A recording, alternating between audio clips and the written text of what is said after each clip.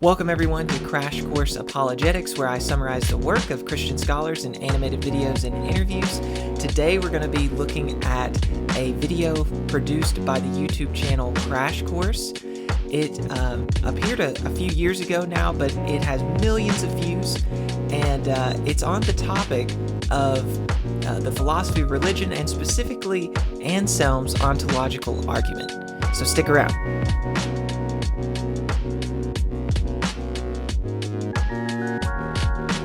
Joining me today is Dr. Daniel Rubio. And Dr. Rubio, will you go ahead and tell us a little bit of your background, maybe what qualifies you to speak on the topic of the philosophy of religion and Anselm's ontological argument? Sure. Thanks for having me on. So I did my master's degree in philosophy in 2012 from Western Michigan University, and then completed my doctorate in 2019 from Rutgers.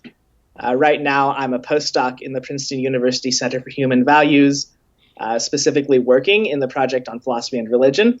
Anselm's ontological argument has been a sort of long-time interest of mine. Way back when I was an undergrad, I picked up a copy of the Proslogion and read it. I got really interested, got really into the argument.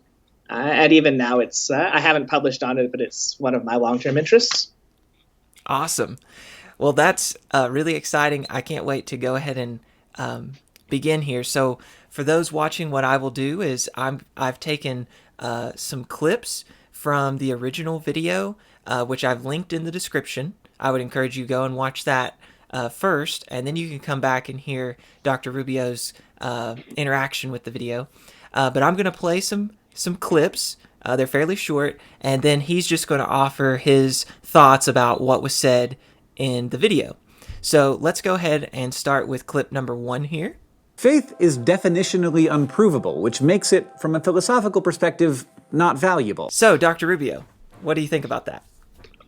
Well, dismissing faith as philosophically not valuable immediately before discussing Anselm's ontological argument is particularly ironic. The document in which this argument first appears, the Proslogion, is actually structured as a prayer and is cast explicitly as, and this is a direct quote here, faith-seeking understanding. And while the philosophical analysis of faith remains disputed, the claim that faith is by definition unprovable is pretty shaky ground.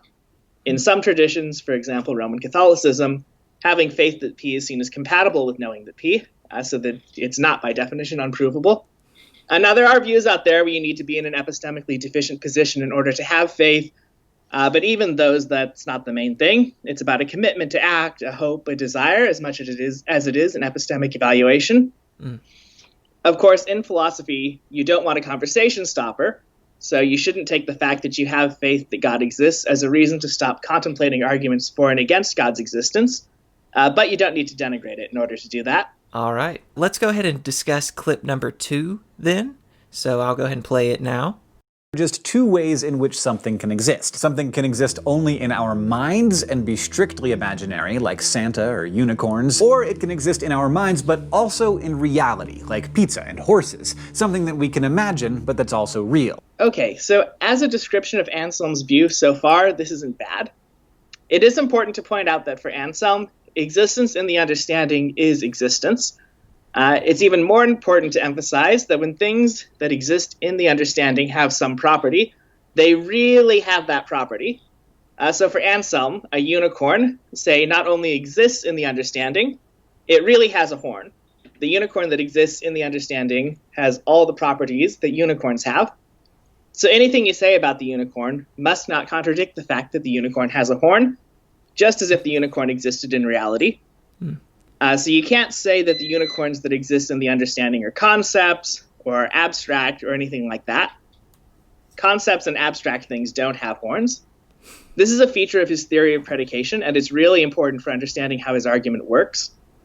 Once you understand the claim that something is F and see that it's not incoherent, then there exists, full stop, in the understanding a thing that really is F. Okay, very good. Let me go ahead and we'll move on to the next clip then. So we're just getting deeper and deeper into the argument here.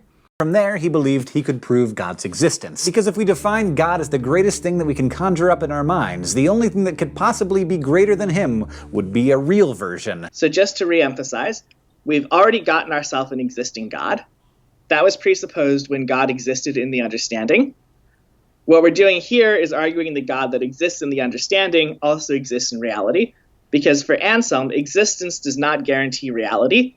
What's at stake here is not the existence of a God.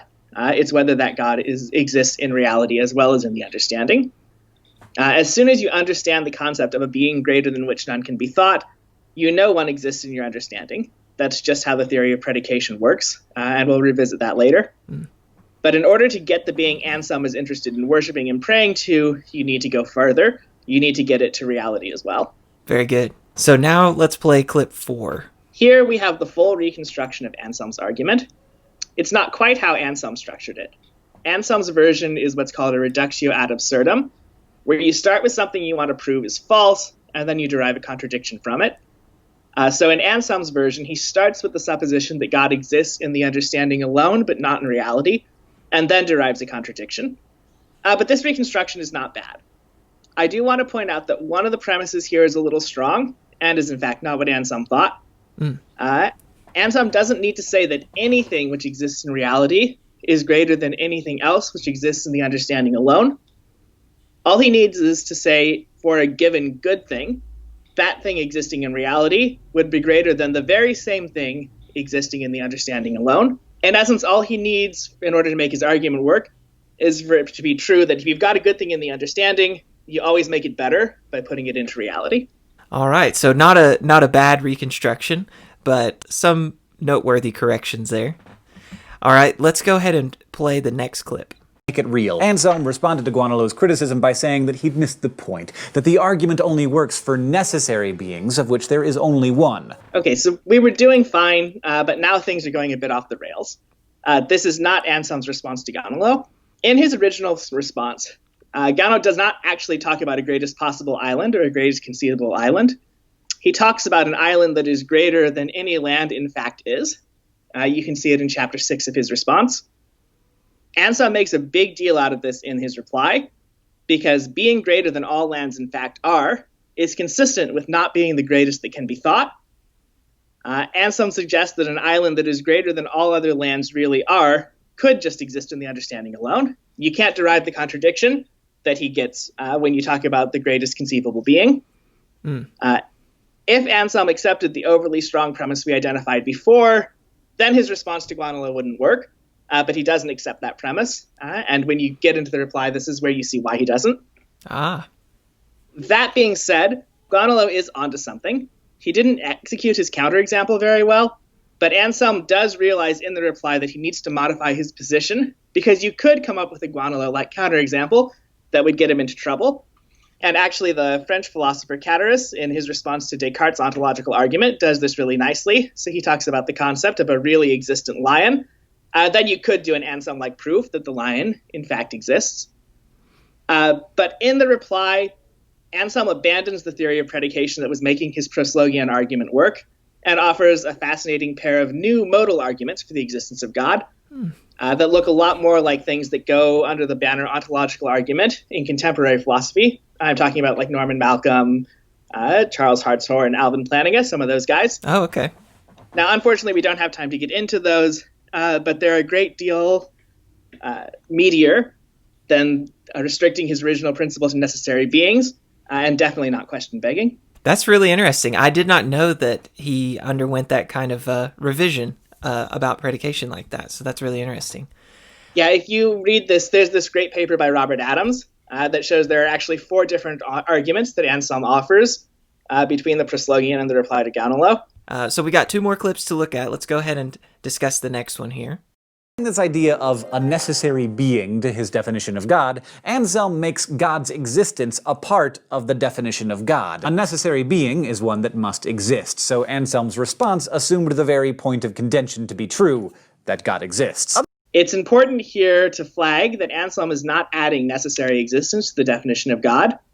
He's arguing from the characterization, being than which none greater can be thought, to the necessary existence in reality of that being. It's not a stipulation. There's a chain of reasoning.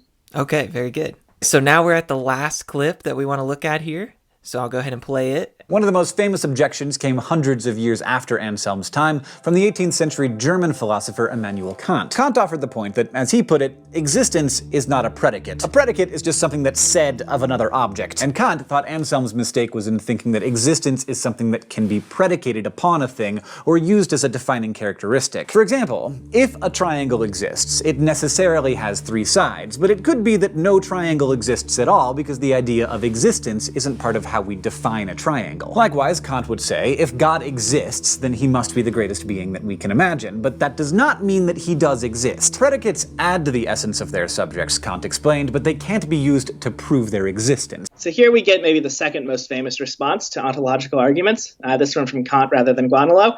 The problem here is Kant's not responding to Anselm. He's responding to Descartes, who does make existence part of God's essence, and so maybe could be accused of just trying to define God into existence. For Anselm, as we saw in the Proslogian II argument, getting to God to exist was really easy. You just have to understand the concept of a being greater than which none can be conceived. Then a being greater than which none can be conceived really does exist in your understanding. The problem is, for a proper God, you want it to exist in reality as well as in the understanding. And the argument from existence in the understanding to existence in reality trades on this attribute of being the greatest conceivable being. That clearly is a predicate in Kant's sense. So putting Kant into conversation with Anselm here doesn't really make much sense. And now Kant probably would reject Anselm's theory of predication and cognition, and that would be the end of it. All right. Well, thank you so much, Dr. Rubio, for giving us this crash course on Anselm and his ontological argument. Thank you again for watching, and keep in mind this is just the first video in a playlist of videos critiquing the videos produced by Crash Course on the philosophy of religion. The next video in the playlist will be on cosmological arguments, and we're going to be joined by Dr. Josh Rasmussen. So stick around. If you like this video and the content of this channel, please consider subscribing, and we'll see you soon.